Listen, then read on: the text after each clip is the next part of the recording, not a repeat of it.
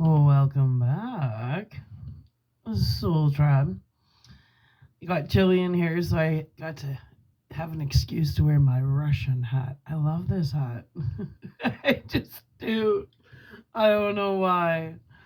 I do. You just wait till you see the next hat I'm getting. This one for now, I like it. Anyway, we're back. My nose got rid of all that congestion. All right, so we're going to start off. Sorry, we're in chapter 2, part 2. And we're going to start off with hibernation in plants. Yeah, well,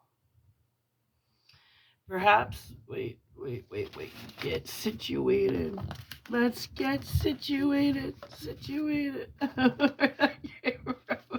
I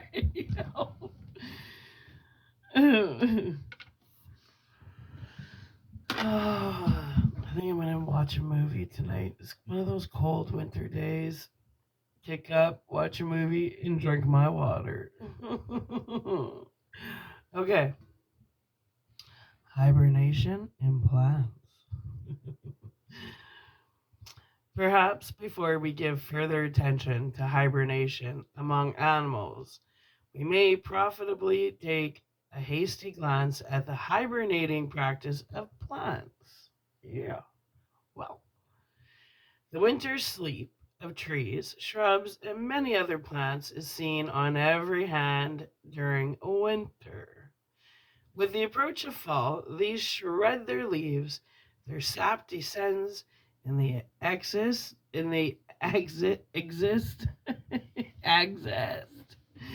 exist. Where was I? They exist. This writing is so small. Okay, take 2. Hibernation in plants. Well,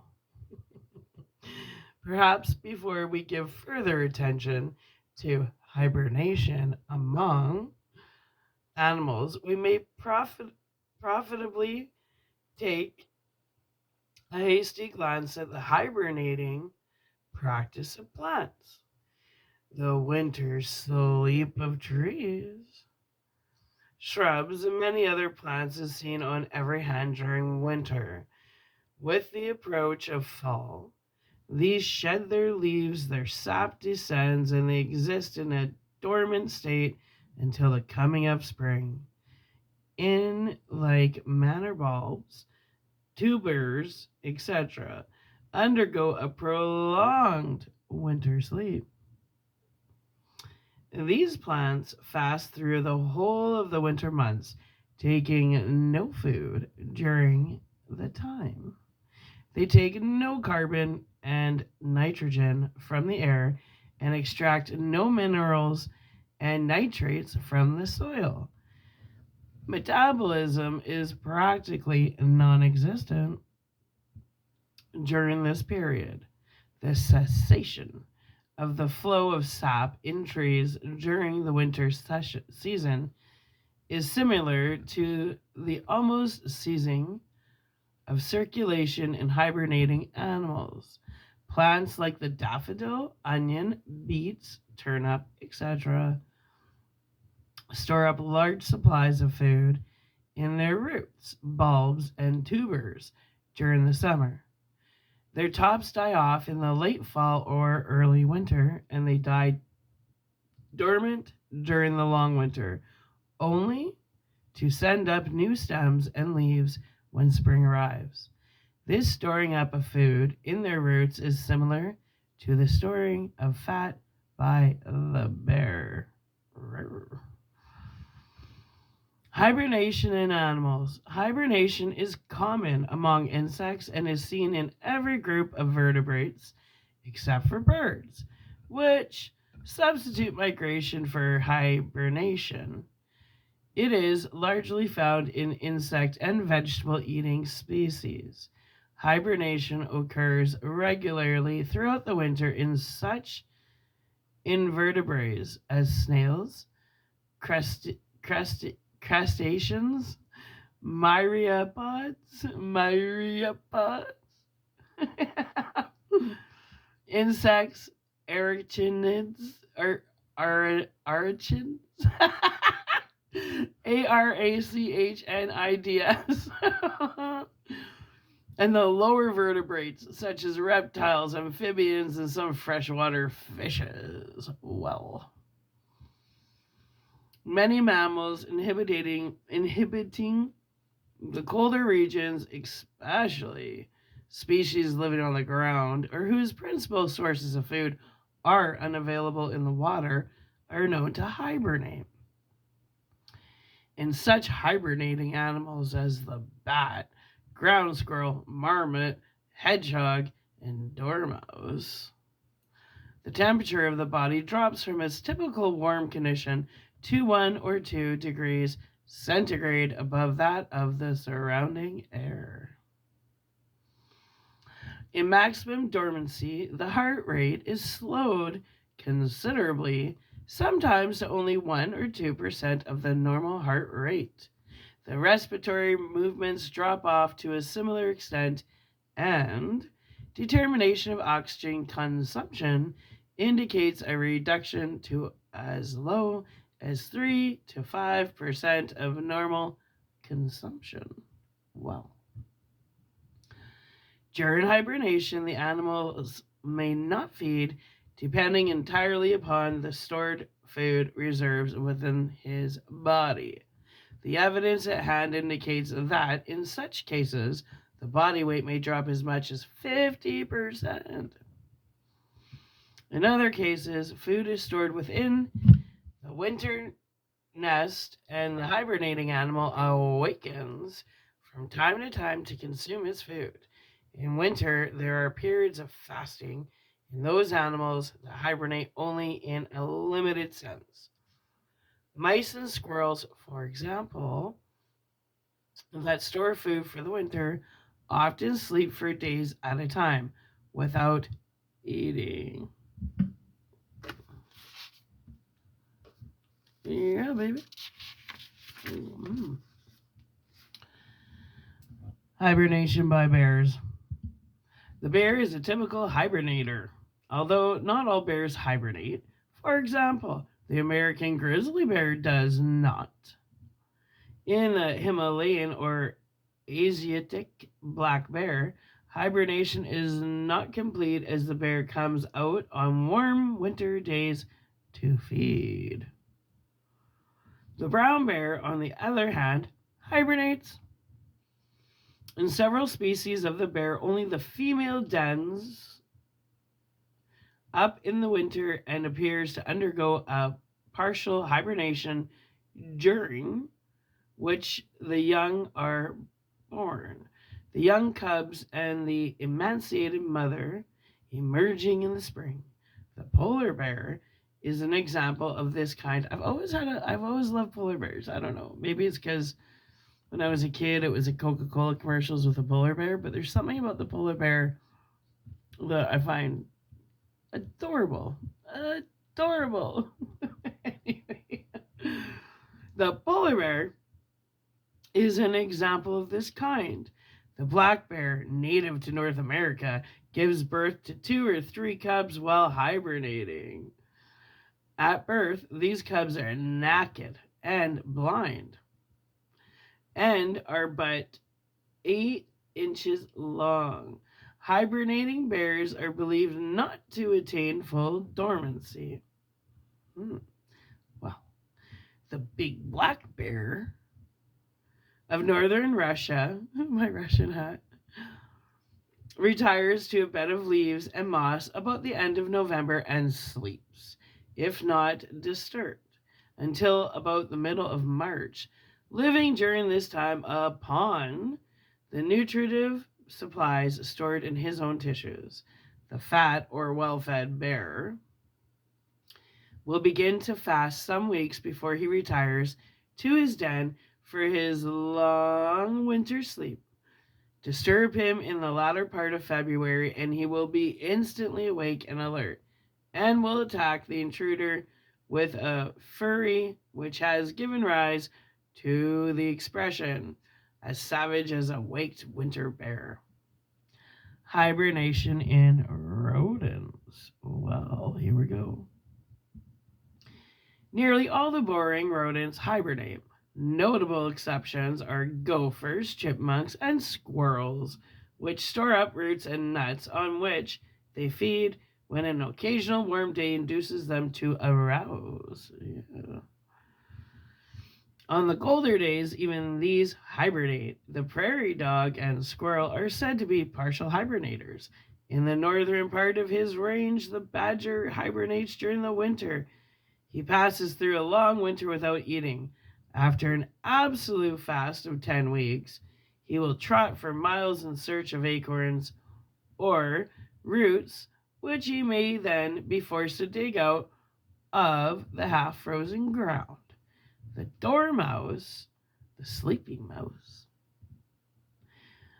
a term applied in the Old World to a small squirrel-like rodent, and in the U.S. to the common white-footed mouse, is a long sleeper, but seems not to sleep as deeply nor to be as far from consciousness as some other hibernating mammals.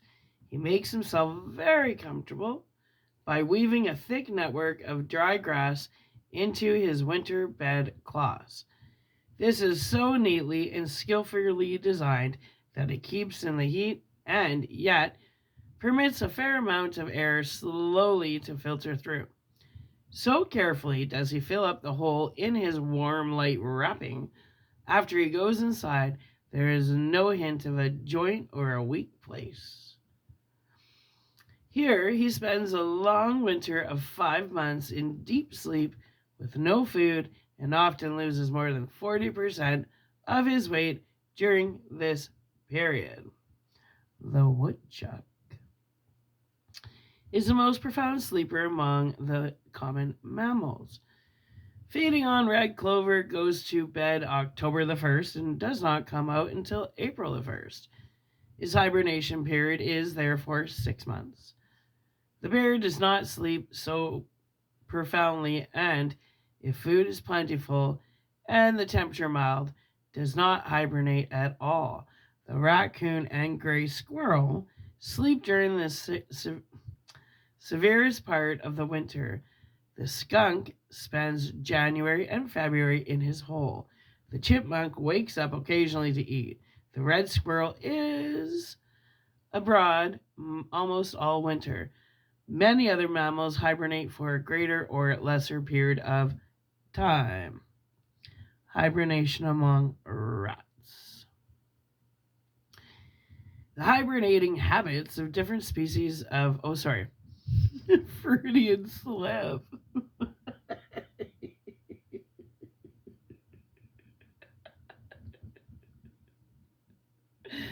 The hibernation of bats.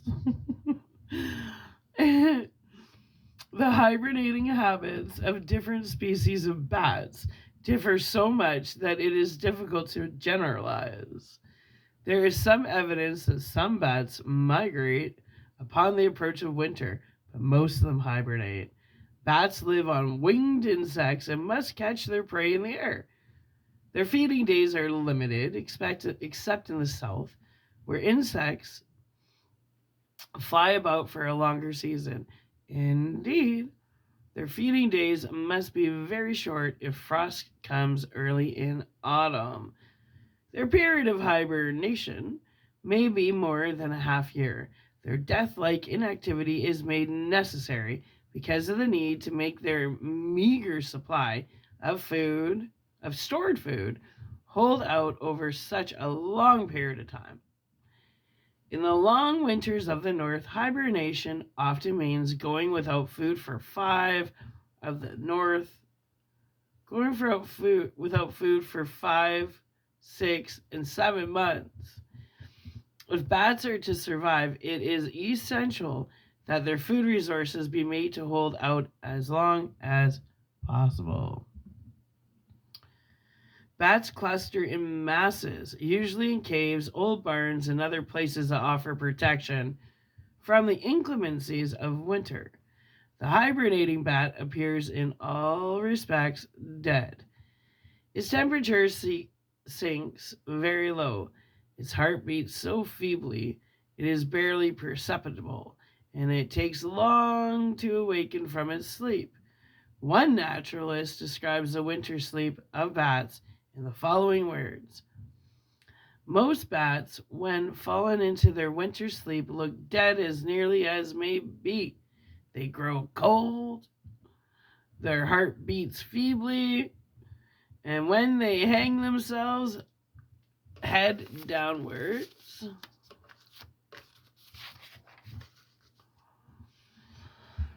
on some dusty beam or crouch in some smoldering wood, they might be taken for lumps of leather. Nothing about them suggests a living creature, and no one would imagine for a moment that they would presently be flying with a dash and a skill and a command of quick turns beyond the power of a bird. Well, Griffin says of the hibernating bat, the heart rate slows to a point where it cannot be detected. Breathing almost ceases. The blood moves sluggishly. The body temperature falls almost to that of the surroundings. Bats hibernating in a cave where the air temperature is 33 degrees Fahrenheit may have a body temperature of 35.5 degrees Fahrenheit. They feel cold to handle and are stiff and unresponsive.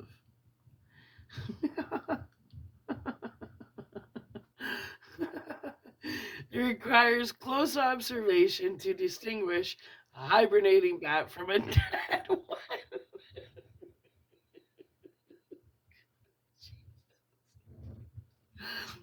If you could read my mind, Gordon Lightfoot.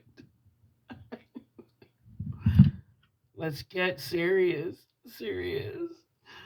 There's evidence that bats may awaken spontaneously during the winter and fly around in their cave, in rare instances flying considerable distances to other caves. Griffin says that they are not continuously dormant throughout the whole winter. On successive visits to the same cave, we usually found the bats in different parts of the passages, even when they were not disturbed on the previous visit.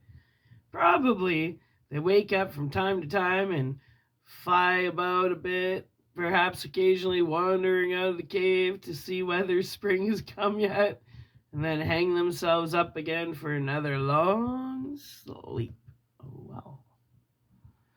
Flying from cave to cave in winter seems to be a rare occurrence, but we obtained 3 returns of banded bats which had flown 55 to 125 miles from one cave to another during a single winter. Hibernation in cold-blooded animals. Let's check it out. While hibernating, mammals seek caves, dens, or hollow logs, usually making themselves dens of dry leaves or grass to sleep through the winter. The lower orders remain buried throughout the winter with the body temperature approximately that of the external environment and with great decrease in metabolism.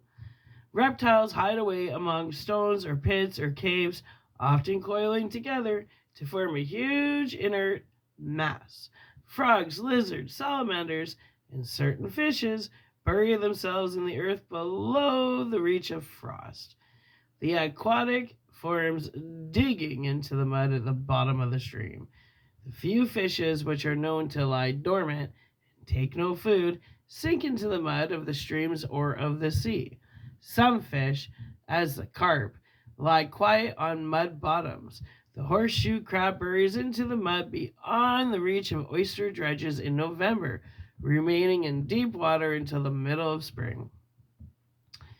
Because snakes hibernate so deeply below the ground that frost never reaches them, They live further north than any other reptile. Spiders and snails hibernate under stones, moss, etc., while slugs bury themselves in the mud, and mussels and other mollusks living in the streams and lakes descend into the mud.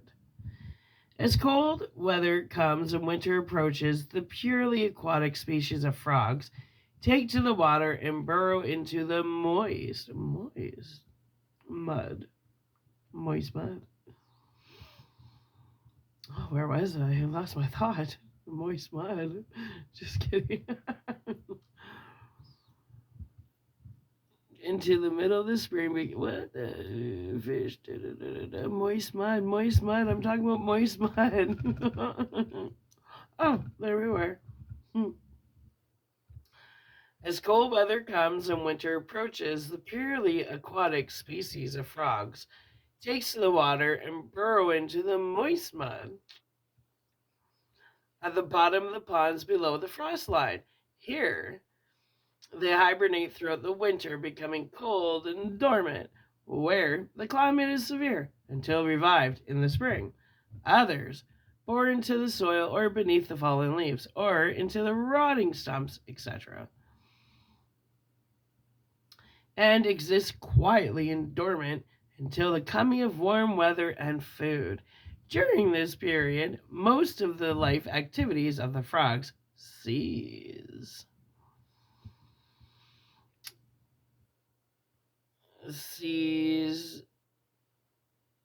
The heart beats very slowly, and there is little evidence of life. The frog does not breathe through its lungs during this period, but takes in oxygen through its skin. Toads also hibernate through the winter. Hibernating frogs and toads take no food, being dependent during this time on the food reserves stored in their bodies as fat and glycogen. Glycogen. Glycogen. I need some water. That's right.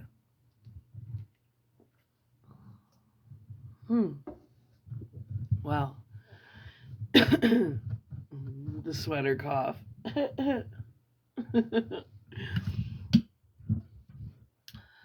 All activities are suspended except those necessary to maintain life, such as the beating of the heart. Metabolism is much reduced, little oxygen is required, and respiration takes place entirely through the skin. Many other amphibians bury themselves in mud, this being particularly true of those that estivate during the dry season. Lizards residing in the temperature zones hibernate during the winter. Here in the southwest, pardon me, where is that thing? Oh, here it goes. Here in the southwest, the great variety of lizards, some brilliantly colored, others dull and drab, like the noted horned toad, that one sees in the summer months, is almost bewildering. Upon the approach of winter, they disappear. They may be found under boards, piles of straw, logs, etc., dormant and almost incapable of activity. If placed near a fire or made warm, they become active as in the summer months. So they're like almost dead. Put them by a fire and they're just like, hey, how's it going? I guess that's what we call nature's fire magic. Brings it back to life. Anyway. Newts are more difficult to find than lizards, but if one digs into the hole, often far down into the ground where a newt is spending the winter, one may find a black shriveled object that is scarcely recognizable. Yeah.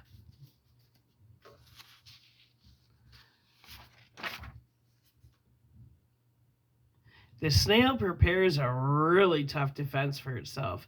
It seeks a hiding place, preferring a damp and rather warm atmosphere, and when ensconced in its new home, manufactures from its own juices a chalky secretion, ooh, covering the mouth of its shell. By puffing from its lungs, it separates this covering from contact with itself. This defensive covering is porous to the air so that the sleeping snail can breathe. That's interesting. I didn't know that. It then shrinks into the deep recesses of its shell instead of filling out the whole of it. Here it spends the winter in sleep, taking no food during the whole of this period.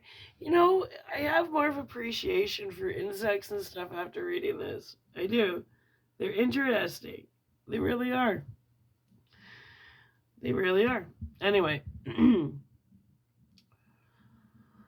hibernation of insects. Most insects. Come closer. Let's talk about this. Let's talk about this. Hibernation of insects. I'm serious.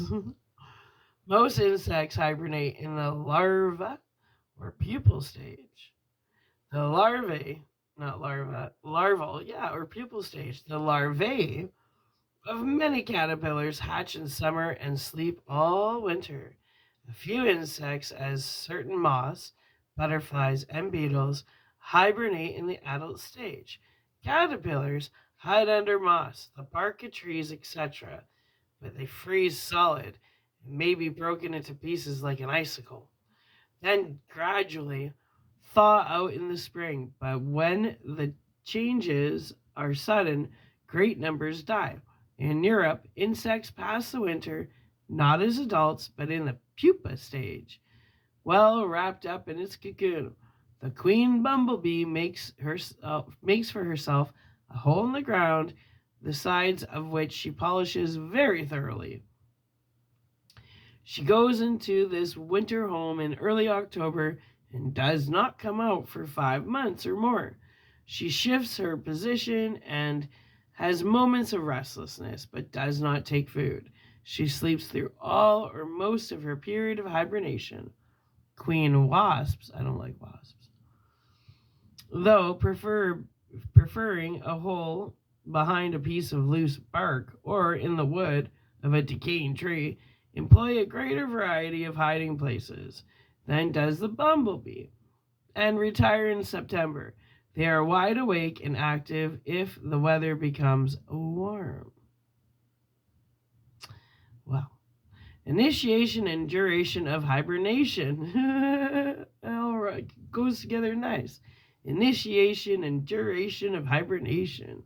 That should be a song lyric. I don't know. There's something about that line. I'm gonna say it one more time. I think somebody can use this for something because it rhymes. It's got rhythm. When you get the blues, you want to get a rhythm. Initiation and duration of hibernation. There you go. There's a one-liner for one of you songwriters. In general, the time of the initiation of hibernation corresponds closely with the scarcity of food and lowering of temperature. The termination coincides with the return of favorable conditions. Some species or some individuals, however, may commence the hibernating period while factors are still quite favorable, or may terminate the period at an unfavorable time. Modern theories of the mechanism stress the physiological sequence of events characteristic of the process. These events may apparently be set into activity under any one of several external conditions. Yeah. In temperature climates, bears eat more, especially of flesh in the fall, as they're laying up a store of food in preparation for their winter hibernation. They literally gorge themselves on food, which they convert into fat. But when they enter the dormancy period, stomach and intestines are empty. Hibernating animals may be induced to awaken readily by strong external conditions. following awakening. There is gradual elevation of body temperature and a regaining of normal physiological activity and behavior, lowering the temperature of the body to approximately 0 degrees Celsius, which is 32 degrees Fahrenheit, has been reported to awaken hibernating mammals, though some investigators report that animals may often be killed by freezing without awakening, just as there are some migratory birds that do not return home until May and leave again in August, so some hibernating animals do not come out of their dark quarters for as many as 7 months. Their hibernating period is one of complete fasting. In general, the period of hibernation corresponds with the period of cold and food scarcity. Yeah. Now we're going to talk about estivation, maybe. Okay. Estivation is similar to hibernation, if, indeed, it is not identical with it. If hibernation is to be called winter sleep, in zoology, it is defined as a state of reduced metabolic activity in which certain animals become quiescent. Yeah. It is a resting interval associated with warm, dry periods in areas that have alternating wet and dry seasons. Animals are induced to estivate when drought and heat interfere with their activities. With their bent for pathological interpretations, biologists also define estivation as the state of torpidity induced in animals by excessive dry heat. Okay, I actually looked up what torpidity meant because I was unsure. So, torpidity is a state of sluggishness, inactivity, or dullness due to lack of energy, vigor, or responsiveness. Like mental or physical lethargy, numb or dormant, deep sleep, general apathy, slow to act or feel with synonymous, including torpor, listlessness, and sluggishness. That's what I got. Anyway, that's what torpidity means. Okay. So now that we have that figured out, I'll continue. Physiological and physical quiescence should not be mistaken for a state of torpor, which is torpidity, which I just explained, and I'm not doing it yet. The same objections to calling it sleep that we made in the case of hibernation are also valid with reference to estivation. Wow. Estivation is seen chiefly in the tropics during the long, hot, dry season when food is scarce and vegetation is taking a rest. A few animals in the temperature zones, especially in the desert regions, also estivate. Alligators, snakes, certain mammals as tauri, Taure, insects, and land snails become dormant. Yeah. All right, let's continue this. During the dry season in the tropics, the pools and streams dry up. The crocodiles estivate in summer, sleeping through the dry season without feeding or emerging from the mud in which they have buried themselves. It is said that they are able to sleep in this almost lifeless state for a whole year. The alligators, the American division of the crocodile family, hibernate in this country very much like frogs, but in the tropics they estivate. When water is no longer obtainable, the South American alligator and some other animals bury themselves in the mud, reduce their physiological activities to a bare minimum, while the earth above them is baked into a hard crust.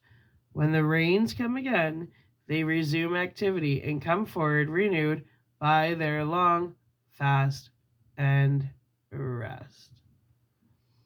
Certain fish are able, when the pools and streams dry up, to burrow deep down into the mud and lie there until the coming of the rainy season.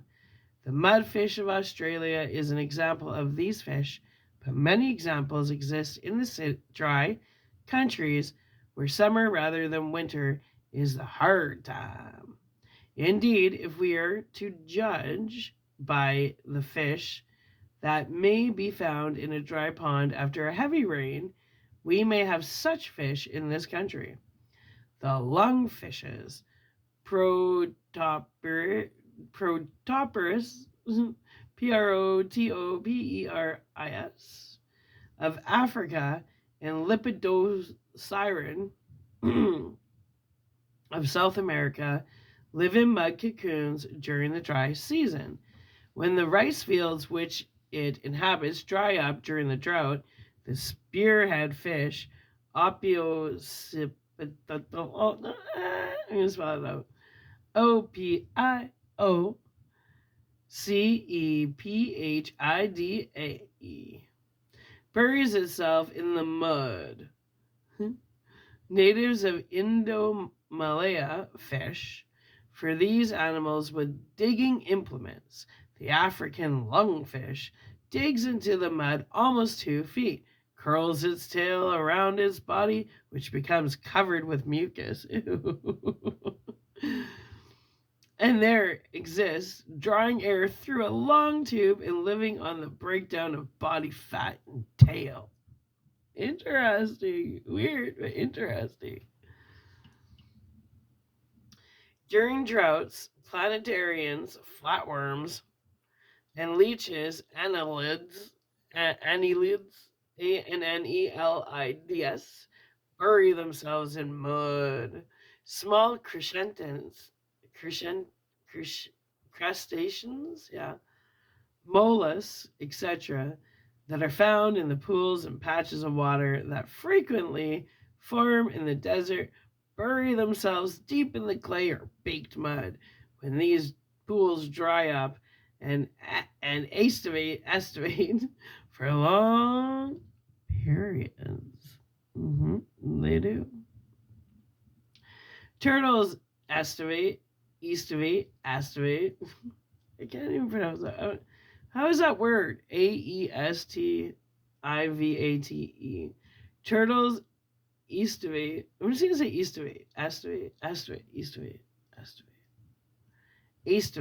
estivate. Turtles estivate in mud while lizards and snakes retire to crevices. The Iberian water turtle hides under rocks. Frogs burrow into mud and exist for months in its sun-baked hardness. During periods of estivation, frogs can survive the loss of half their body moisture. Certain Australian frogs become discontented with water during the wet season and use the stored water during the estivating period. This storing of water by these frogs is similar to the storage of fat by hibernating animals. Birds are not known to estivate, but a number of mammals, such as aardvark, Aardvark, oh my god, the next word is Orycteropus, and some lemurs, Chirogale, Chirogale, millet, and Microcebius undergo periods of quiescence. Man, they got some odd freaking names. Give me some water.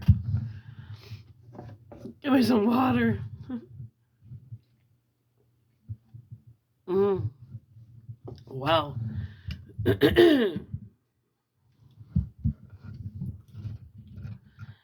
Most prominent among aestivating animals of America are the land snails, although frogs, slugs, some fishes, and other aquatics or semi-aquatic animals also aestivate.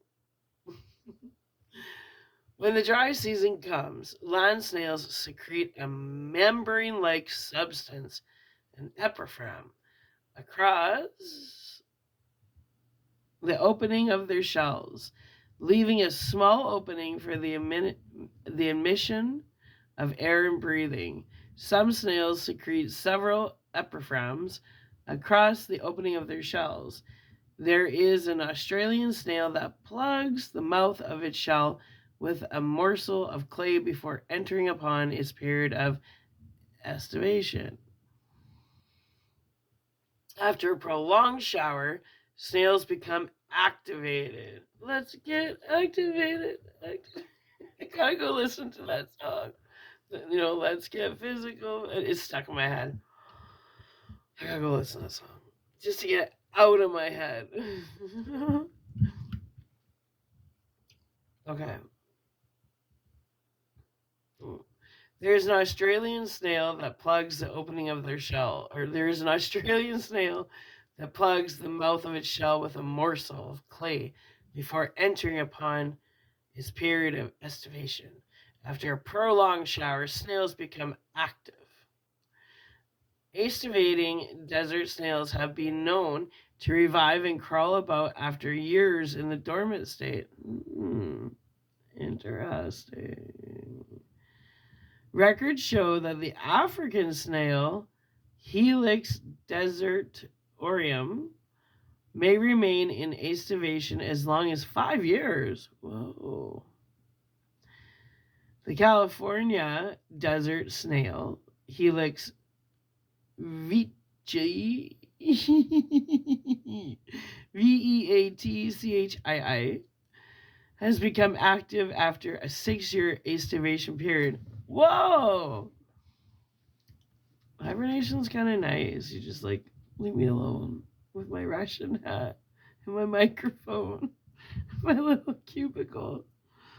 I don't mind. In the deserts of the world, there are many plant-eating animals that lie dormant in times of drought, when vegetation is more scarce than during those periods when there is rainfall. There are many desert plants that also lie dormant during periods of drought. Both plants and animals fast during this period of dormancy. Yeah. Wow. In Australia, the nymphs of a species of dragonflies estivate in dry land. Slugs bury themselves in the ground, and bivalve mollusks hide in the mud. Small crustaceans,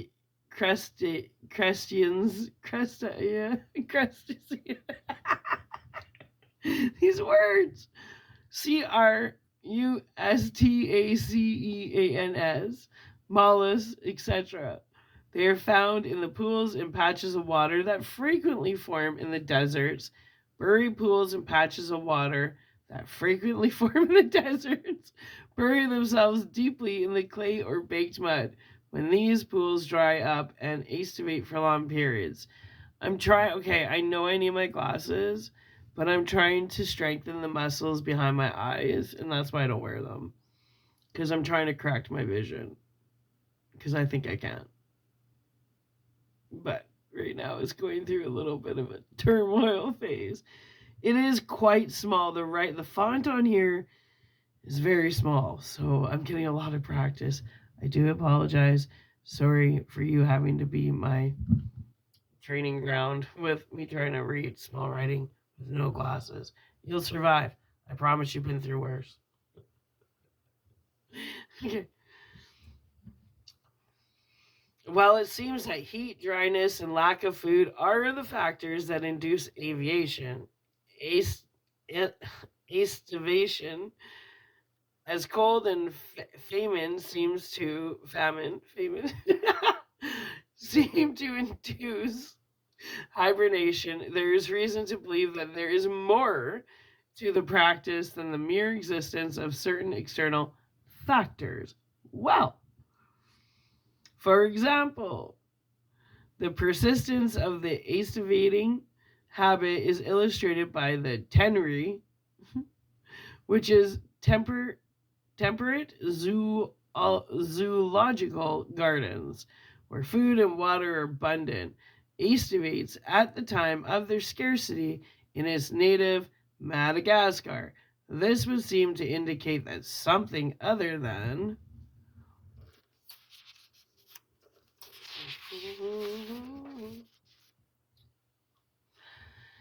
scarcity of food and high temperature is at work in estivation and perhaps also in hibernation. A peculiar example of an animal that behaves opposite to estivation is the Egyptian jerboa. It is said to be so closely adapted to dry conditions of the desert that rain or damp atmosphere induce it to pass into a dormant condition, in which state it does not eat. Those animals that hibernate through the winter and estivate through much of the summer may and often do spend more of their life fasting than eating. The many examples of this kind that could be cited are enough to demonstrate conclusively that abstinence from food is not the natural commodity that we are taught to believe. Wow. Fasting when wounded. Oh, the wounded faster. Biologists, physiologists, and research workers of all kinds are very fond of animal experimentation. Yeah, I'm not. Dicks. Pisses me off.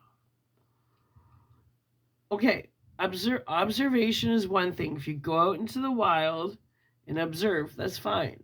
But when you're putting these animals and even insects into hibernation modes till death, that's not okay. You're an asshole. Just say it. Well, anyway.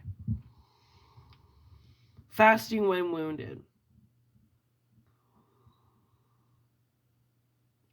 Biologists, physiologists, and research workers of all kinds are very fond of animal experimentation. But all of these workers are in the habit of ignoring important parts of the regular activities of animals. For example, they ignore, never mention, in fact, the numerous instances of dogs and other animals having fasted 10, 20, or more days when they have received internal injuries or broken bones. You guys are assholes. That pisses me off. That a sick animal refuses food is well known to all laymen, but physiologists and biologists seem to think that this fact is worthy even of mentioning. Unworthy even of mentioning. A life is a life, okay? Can we not learn from observing the normal and regular activities of animals living in normal lives? Must we assume that animals are capable of teaching us something only when under artificial conditions and when subjected to processes that they never encounter in the normal course of their existence? Dr. Oswald tells of a dog that had been put into the loft of a barn by the surgeon of a cavalry regiment. Losing its balance while in the door of the loft and barking, it fell, turning a few somersaults as it came down and landed on the hard pavement with a crack that seemed to have broken every bone in his body. He says blood was trickling from his mouth and nose when he picked him up, and the troopers advised me to put him out of his misery, but he was my little brother's pet, and after some hesitation, I decided to take him home in a basket and give the problem of his care the benefit of fractional chance. Investigation proved that he had broken 2 legs and 3 ribs, and judging by the way he raised his head and gasped for weeks together. Dr. Irwin Leake endorses fasting and observes that small children and animals, guided by an infallible instinct, limit to the utmost their intake of food if they are sick or injured. Arthur Brisbane disapproved of fasting and took Mr. Sinclair to task for advocating it. After a lengthy correspondence about the matter, Mr. Brisbane acknowledged that even dogs fast when they are ill. Sinclair retorted, "I look forward to the time when human beings may be as wise as a dog." Oh, me too. Me too. Dogs just get smarter and humans just get dumber. That's how I feel. And this is over 100 years old. He felt the same way 100 years ago. Looks like some things really got to change, huh? Anyway, a dog or cat, if sick or wounded, will crawl under the woodshed or retire to some other secluded spot and rest and fast until well. Occasionally, he will come out for the water. These animals will, when wounded or sick, persistently refuse the most tempting food when offered to them. Physical and physiological rest and water are their remedies. A sick cow or horse will also refuse food. The author has seen this in many hundreds of cases. In fact, all nature obeys this instinct. Thus does nature teach us that the way to feed in acute disease is not to do it. Domestic cattle may often be found suffering from some chronic disease. Such animals invariably consume less food than the normal animal. Every stockman knows that when a cow or horse or hog or sheep, etc. What the hell? Domestic cattle may often be found suffering from some chronic disease. Such animals invariably consume less food than the normal animal. Every stockman knows that when a cow or horse or hog or sheep, etc., persistently refuses food or day after day consumes much less than normally, there is something wrong with the animal. No fear of fasting. I have made no effort to exhaust the list of animals and plants that fast under conditions other than those of sickness or absence of food. The examples that have been given are sufficient to show that nature has no fear of prolonged absence from food, and that absence is frequently made use of in nature by animals in both the active and the dormant states, as a means of adapting the animal to the various conditions of life, or as a means of internal alteration when this is needed. Under all conditions in which animals fast, the internal resources of the animal are drawn upon to nourish the vital tissues and carry on the indispensable functions of life. In sickness or when severely wounded, when no food can be digested, the organism also draws upon its internal store of supplies for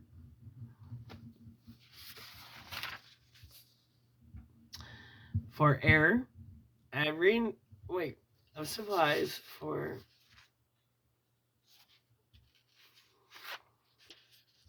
these same purposes. Fever, pain, distress, inflammation suspend the secretion of the digestive juices, inhibit the muscular actions of the stomach, and take away the desire for food. In such conditions, there is but one source from which food can be drawn, the reserves. In sickness, as in animals fasting through the mating period, there is much activity going on in the body. There is, therefore, much more rapid wasting of the body in these two conditions than is seen in hibernation and estivation. Viewing the wasted condition of animals at the end of their various fasting periods, it becomes very obvious that while different species of animals vary in the amount of loss they can safely sustain, none of them are injured or endangered until after a large percentage of the normal weight of the animal of the body has been lost. There is therefore no danger in a fast of such lengths as an employed in sickness. How many pages left in here? Uno momento, because we're almost hitting an hour. But if we only have a couple pages left, I'm not gonna make a separate video.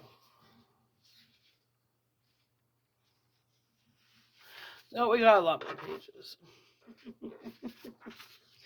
Okay, so we'll just read this one little blurb here. And then we'll upload this. Fasting as a means of survival. After this survey of the many and varied conditions under which animals fast and the different uses to which fasting is put, it becomes obvious that fasting is one of the most common phenomena in nature. It is second only to feeding and reproduction, with both of which phenomena it is allied in importance and in breadth of application. Fasting under so many different conditions is so common in nature and is employed as a means of meeting so many of the exigencies of life that I am forced to wonder why anyone is afraid to fast and why anyone should doubt its naturalness and helpfulness. It is one of nature's best established methods of dealing with certain physiological problems. The hibernating bear, the estivating alligator, the sick elephant, the wounded dog, these all fast to meet the problems before them. Fasting in acute disease when there is no problems before them. Fasting in acute disease when there is no digestive power can be viewed only as a very useful means of adaptation. As I have previously pointed out, biologically, hibernation is a means of adaptation to the condition of winter, which enables the animal to survive. The ability to go without food during this period is an important element in survival, except for its ability to fast for extended periods. The hibernating animal would starve to death during winter.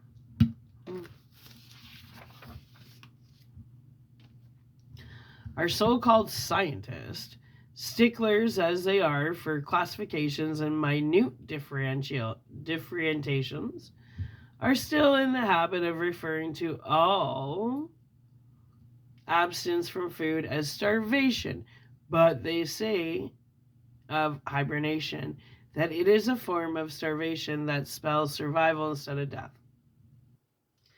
Strangely enough, these men refer to the absence of hibernation in that scene in the mating season in some animals as physiological starvation. This is a misuse of terms. Starvation is at all times pathological or pathogenic. The ability of an animal to fast, even for long periods, under many and varied conditions and circumstances of life, is a vitally important factor in survival. It is nature's best established method of dealing with certain physiological and biological problems.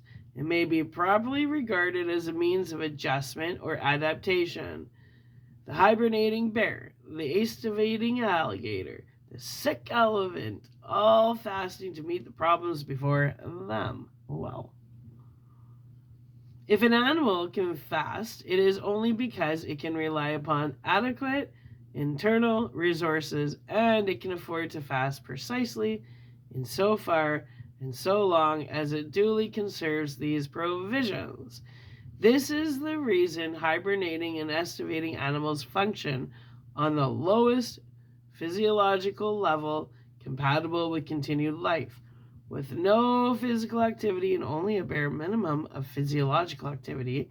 Their internal reserves are conserved and made to last for prolonged periods, months, or a year.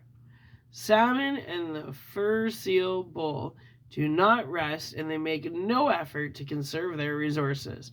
It would be interesting to know how long these animals could fast if they cease their activity, physical and sexual. Well, let's leave it on that note. Hey. Anyway, we just hit an hour. We're still on chapter 2. We're going into part 3. This is a long book, but it's interesting. So try. I hope you're finding this interesting. I know it's about animals and insects, but it's explaining to you how natural, hermit mode and fasting actually is. Yeah. All right. Well, when we come back, we're going to start off with the next video called, the topic is going to be Chapter 2, video part 3, and it's going to be how long can animals abstain from food? Interesting, right? I thought so. Guess what? I love you. I'll be back. I promise. Where am I going? I'm not going anywhere. I'll be back. Bye.